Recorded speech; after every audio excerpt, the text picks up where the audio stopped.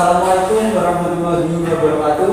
Waalaikumsalam warahmatullahi wabarakatuh. Gimana kabarnya anak-anak? Alhamdulillah baik Pak. Itu lebih besar ya? Ada bagusnya Pak. Oh iya, iya. Tolong masukkan bagus.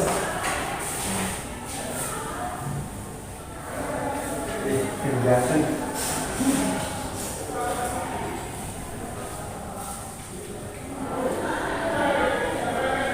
Terima kasih Mas Sugeng. Iya Pak. Terima kasih Mas Sugeng telah menghapuskan deh. Iya Pak. Kalau saya absen dulu.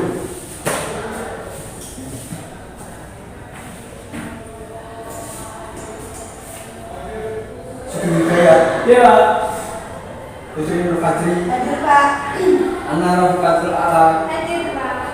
Kamelia Warahmas. Izin Pak. Nanti saya izin. Izin kenapa? Sakit. Sakit. Tapi nggak ada suratnya Pak. Ada suratnya. Udah. Oke. Melanjutkan tadi materi kita adalah beriman kepada kitab-kitab Allah. Nah, iman kepada kitab Allah kan termasuk rukun iman. Iya. Siapa yang tahu apa saja rukun iman? Mbak Putri, coba apa saja rukun iman?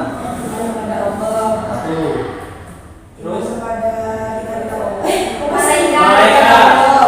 terus Iman kepada kitab-kitab Allah. Iman kepada Nabi dan Rasul. Iman kepada hari akhir. Iman kepada bulan Qadar. nah bagus. Berarti kitab-kitab iman kepada kitab-kitab Allah juga tercantum kepada rukun iman. Nah, sebagai orang Islam maka kita juga harus mengimani. Apa saja sih yang harus kita imani? Kitab-kitab Allah yang harus kita imani. Coba masukkan. Taurat Pak. Taurat. Terus Zabur. Terus Injil. Terus Quran. Oke. Sekarang Mbak Ana kan? Mbak Ana. Ya. Kitab Taurat diturunkan kepada Nabi. Yakin? Yakin apa enggak? Lupa, Mbak Putri. Iya. Apa tahu? Musa. Nabi Musa. Iya. Kalau kitab Injil, Bisa. kitab Zabur, Daud. Nabi Nuh, kitab Al-Quran. Nabi Muhammad. Nah, sebelum lebih jauh, Bapak akan menjelaskan apa sih yang dimaksud iman kepada kitab-kitab Allah. Ini menurut bahasa artinya tulisan. Sedangkan istilah, tolong dicatat ya, adalah kumpulan atau tulisan firman Allah yang terdapat pada lembaran-lembaran yang disusun menjadi bentuk sebuah buku.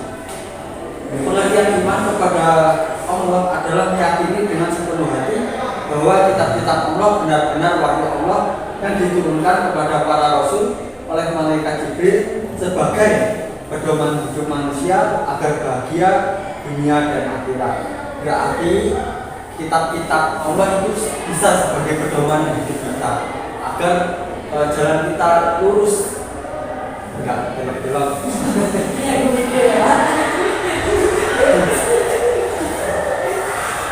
Nah, saya lanjutkan.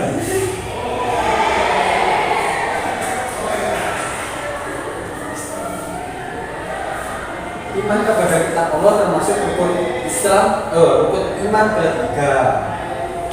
Tadi urutannya salah ya. Yang keempat apa Pak? Iman yang keempat. Yang keempat itu kalau nggak salah. Nabi dan Rasul. Iya. Iya. Nggih. Iya Pak. Nggih. Orang yang tidak beriman kepada kitab-kitab Allah tidak dapat dikatakan sebagai orang yang beriman, bahkan dibiaskan dengan atau dikatakan buta. Firman Allah yang artinya manusia itu adalah umat yang satu setelah timbul perselisihan. Maka Allah mengutus para nabi sebagai pemberi peringatan dan Allah menurunkan bersama mereka kitab yang benar untuk memberi keputusan di antara manusia tentang perkara yang mereka perselisihkan. Tidaklah berselisih tentang kitab itu melainkan orang yang telah didatangkan kepada mereka kitab. yaitu setelah datang kepada mereka keterangan yang nyata karena dengki antara orang mereka sendiri. Maka Allah memberi petunjuk orang-orang yang beriman kepada kebenaran tentang hal yang mereka perselisihkan itu dengan kehendaknya. Dan Allah selalu memberi petunjuk orang yang dikehendakinya kepada jalan yang lurus. Surat Al-Quran surat Al-Baqarah ayat 215. Agak panjang. Sekarang kita akan membedah satu persatu. Kitab Taurat. Kitab Taurat tadi diturunkan kepada Nabi Musa dengan bahasa apa? bahasa Ibrani. Oh iya. Ibrani itu seperti apa? Wah, saya belum mempelajari Taurat kebetulan. Saya masih coba memperdalam kitab Al-Quran saat ini. Saya kurang tahu. Dalam agama adalah Taurat berasal dari bahasa Ibrani. Dalam agama adalah syariat. Diturunkan kepada Nabi Musa alaihissalam di bukit Tursina. Ketika Nabi Musa beribadah sebagaimana yang telah dilakukan oleh para nabi sebelumnya, sebagai pedoman dan petunjuk bagi kaum Bani Israel. Hal ini sesuai dengan firman Allah yang artinya, dan kami berikan kepada Musa kitab Taurat, dan kami jadikan kitab Taurat itu petunjuk bagi Bani Israel. Janganlah kamu mengambil penolong selain aku. Al-Quran surat Al-Isra ayat 2.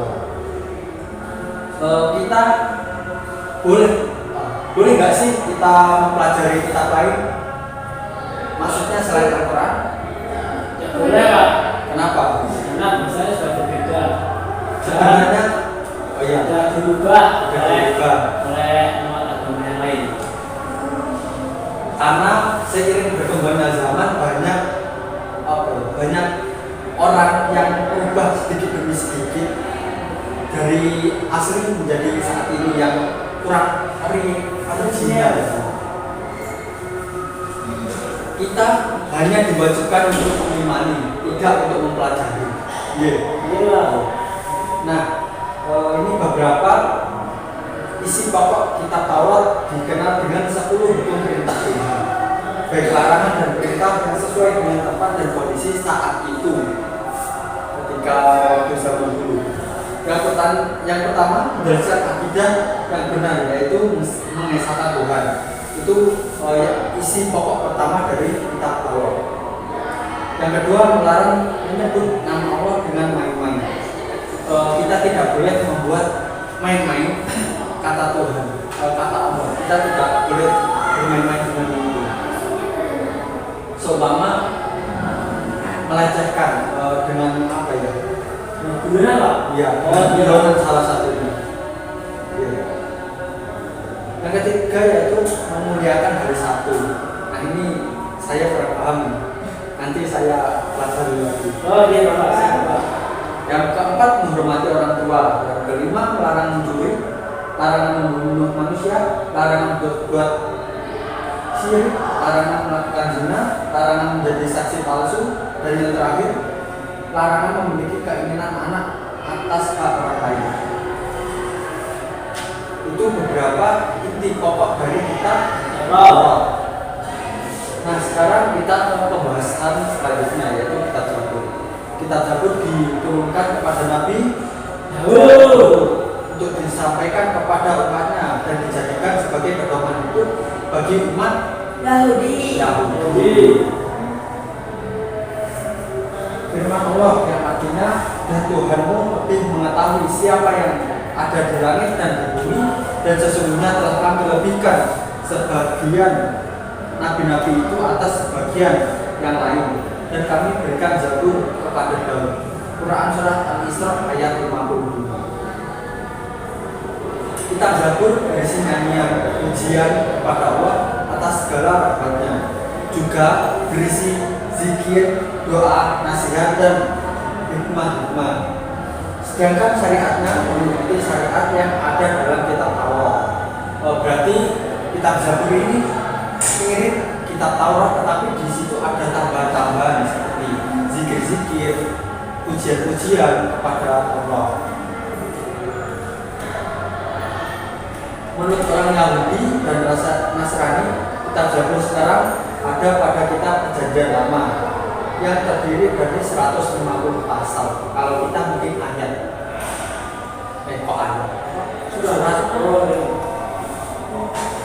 Yang ketiga yaitu kitab Injil. Kitab Injil diturunkan kepada Nabi Isa dengan memakai bahasa Suryani sebagai petunjuk dan tuntutan bagi Bani Israel. Kitab Injil isinya sama dengan kitab Taurat, masih sama. Tetapi ini yang membedakan. Ada yang harus dirawat, yaitu yang tidak sesuai dengan peradaban masa itu. Dan ada penambahan isi dalam kitab Injil, yaitu tentang berbuat baik sesama manusia, atau kalau sekarang kasih sayang. Lanjut ke kitab Al-Quran. Al-Quran adalah kitab Allah yang diturunkan kepada Nabi Muhammad untuk dijadikan pedoman dan petunjuk hidup manusia agar bahagia di dunia dan akhirat. Nah, kitab Al-Quran ini ditujukan kepada siapa sih? Kepada umat Islam. Untuk apa diturunkan?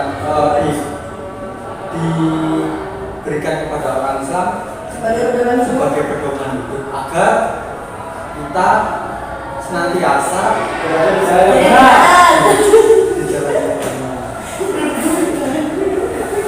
Nah, jangan tiru-tiru sampai mermatkan dan Michael Boy ya di SpongeBob itu. Tetap berada di jalan setan. Oh ya. Masih nggak tahu ya Pak. Itu paling suka. Katanya nggak boleh Pak tiru-tiru. Kan dulu masih belum tahu. Oh, coba. Al-Quran ini sebagai kitab suci umat Islam. Kembali ke materi ya. Iya Pak. Al-Quran merupakan mukjizat terbesar yang dimiliki Nabi Muhammad SAW yang merupakan petunjuk dan pedoman hidup bagi seluruh manusia sampai akhir zaman. Iya Pak. Terus Al-Quran memiliki nama-nama yang lain yang terdapat di dalam Al-Quran. Salah satunya apa? Mas Sugeng? Belum tahu Pak. Belum baca. Baca. Mbak Putri bisa tahu? Bisa disebutkan nama-nama lain tentang Al-Quran?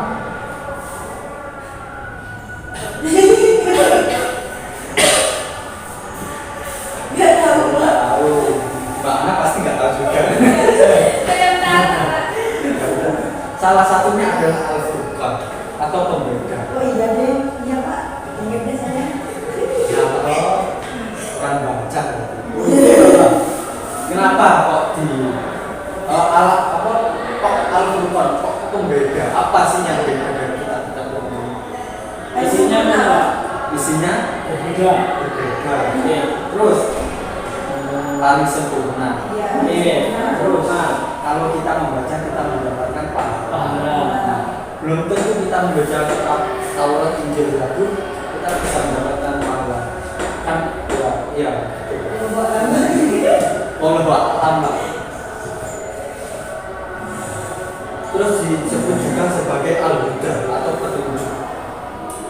Sudah saya jelaskan tadi sebagai pedoman hidup agar hidup kita lurus.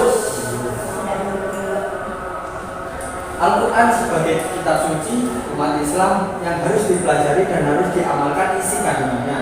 Oleh sebab itu, alangkah baiknya bagi seorang muslim terlebih dahulu mengetahui kapan Al-Quran diturunkan dan apa isi kandungannya serta apa istimewa Al-Quran dengan kitab-kitab suci lainnya. Al-Quran pertama kali diturunkan kepada Nabi Muhammad pada tanggal 17 Ramadan tahun 40 Ya. dari kelahiran Nabi Muhammad. Iya Pak. Atau jika Masehinya tanggal 6 Agustus tahun 610 Masehi. kan di Al-Quran itu terdapat dua kategori, kitab makiyah dan Madaniyah. Nah, apa sih ciri-ciri dari kitab surat makiyah dan madaniyah? Ada yang tahu? Surat Madaniyah soalnya beda-beda Pak. Ayatnya. Iya, ayatnya beda-beda. Terus Makia itu betul-betul itu pasti betul lah, bukan salah. Terus isinya tentang hubungan kepada Allah, Pak. Nah, ya kenapa sih Pak berisi tentang beriman kepada Allah? Ada yang tahu? Belum tahu Pak. Nah, karena ketika di Mekah kan itu memerangi orang kafir langsung. Kan kalau di Madinah kan sudah ada yang Islam. Oh iya Pak. Kan di Mekah rata-rata itu kafir. Jadi rata-rata isinya adalah beriman kepada Allah. Tuntunan untuk beriman kepada Allah. Nah, rata-rata kalau ditemukan di Mekah itu dimulai dengan lafaz ya ayuhan. Nah, sekarang untuk ya kan untuk yang kedua yaitu surat Madaniyah. Ciri-cirinya yaitu Ayatnya ada. Ayatnya, Pak. ya. Terus Diturunkan kota Madinah Pak. betul. Itu ciri-cirinya berarti berbeda dari payah dari atau Laras salah.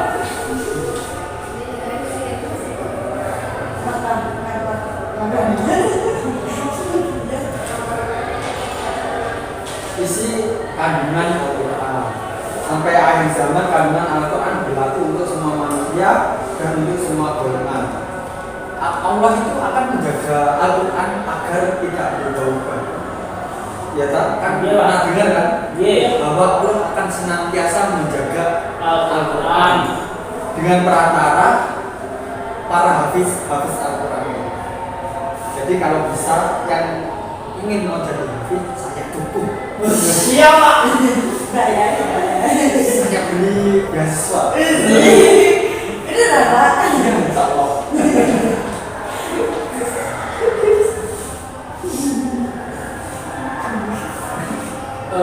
Isi Al-Quran yang pertama adalah ketauhidan. Apa sih ketauhidan? Ada yang tahu apa maksudnya ketauhidan? Percaya kepada Allah, Mengesahkan. mengesahkan. Mengesahkan Allah, atau juga bisa kalau umumnya itu yang kalian pelajari akidah. Iya, Pak. Lebih ke akidah. Kita percaya dan kita yakin kepada Allah. Dan dengan begitu kita juga memuliakan Allah. Iya Pak. Terus isi kedua antara lain yaitu mengabdi kepada Allah secara fikih. Kan di situ ada tuntunan-tuntunan bagaimana cara kita beribadah, apa saja yang harus dilakukan, kan gitu. Iya Pak. Salah satunya adalah puasa Ramadan. Itu ada di Al-Quran. Itu juga menjadi tuntunan umat Islam. Ramadan biasanya kita puasa berapa hari? 30. Kan? Oh, saya kira tidak pernah. Ternyata satu. Ada yang pernah nggak puasa? Mana Pak? Tidak, Pak. Iya, kalau cewek kan gitu. Enggak, Pak. Bapak sendiri. Alhamdulillah. Masa sih, Pak? Alhamdulillah. Kan kita tidak tahu apa saja yang terjadi. Oh iya Pak. Iya. Alhamdulillah. Nah, sekarang kita membahas tentang keistimewaan Al-Quran. Al-Quran adalah Al-Quran memiliki kelebihan atau keistimewaan dibandingkan dengan kitab-kitab lain. Yang pertama yaitu yang tadi saya sebutkan membacanya mendapat Pahala. Terus kemudian memegangnya kita harus dengan keadaan suci dari hadas dan hadas besar. Berarti Al-Quran itu kan suci. Berarti kita juga harus Suci. kita menjaga dengan itu kita juga memuliakan dengan itu kita juga termasuk memuliakan Al-Quran. Nah, untuk menaruh Al-Quran kita harus menaruh di paling atas. Seumpama ada buku-buku, meskipun segini, maksudnya di bawah Meja. di atas meja kan biasanya ada buku-buku, campur buku-buku. Itu kita harus taruh di paling atas. Meskipun mejanya tidak tinggi, tapi kita tetap harus ditaruh di paling atas. Terus memberi ketentraman jiwa. Mungkin yang bisa memahami isi kandungnya, apa ya? Bisa intinya kalau kita benar-benar niat membaca Al-Quran, pasti ada ketentraman di hati kita. Kemudian Al-Quran juga akan ketika kita membaca Al-Quran, derajat kita akan naik. Jadi sering-sering membaca Al-Quran. Kalau bisa setiap sholat, habis sholat itu membaca Al-Quran. Minimal 1 hari 1 ayat. Ini istiqomah. Siap. Terus Al-Quran adalah mukjizat paling besar yang mukjizat yang dimiliki oleh Nabi Muhammad. Dan kan sebelum Al-Quran itu kan ada kitab-kitab sebelumnya. Al-Quran itu sebagai penyempurna kitab-kitab sebelumnya. Jadi Al-Quran adalah kitab yang paling sempurna dari semua kitab-kitab yang ada. Jadi nggak usah meragukan Al-Quran aku sudah paling jos. Sekarang mungkin ada yang ingin ditanyakan terkait tapi sebelum kita mengadakan tanya jawab ya. Nggak ada Pak. Selalu tidak ada Pak. Sudah habis waktunya. Sekarang saya tanya, apa sih Al-Quran? Al-Quran. Apa saja kitab yang harus kita imani? Mas Ben bisa menjawab? Zabur. Oke, diturunkan ke Nabi Daud. terus Terus Taurat. diturunkan Musa. Injil Nabi Isa. Terus Al-Quran kepada Nabi Muhammad SAW. Terus bagus. Mbak Putri, apa saja keutamaan dari Al-Quran? Mendapatkan pahala. Kalau kita membaca, mendapatkan pahala. Kemudian sebagai Pedoman hidup. pedoman hidup. Terus, Hidupnya jadi tentram Pak. satu lagi. Mengangkat Derajat. Derajat. Derajat siapa Pak? orang Yang yang membaca. Mbak Ana, ini Dari kalau kapan Al-Quran diturunkan? Tanggal 17 Ramadan. Hah? Setelah 40 tahun. Dari. 80 tahun setelah Nabi Muhammad dilahirkan. 40 tahun. 40 tahun. 40 hari ya. Masih kecil. Sudah Pak. Sudah tak? Ya Pak. Sudah Pak. Berarti Ya, sudah Pak. istirahat ya. Ya. Jangan lupa kerjakan saya beri tugas kan di situ di halaman 12 ada isian atau ABC-an. Itu nanti kalian kerjakan semua nggih? Ya. Saya tunggu besok. Ya. Mungkin itu saja. Maaf apabila ada kata-kata yang salah nggih. Bapak Ya. minta maaf nggih. Jadi. Untuk mengakhiri sebelum kita akhiri untuk berdoa terlebih dahulu. Mas Sugeng mungkin bisa memimpin doa sebelum kita Sebelum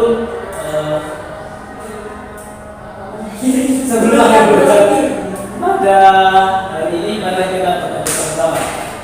Jangan baca dalam Al-Quran.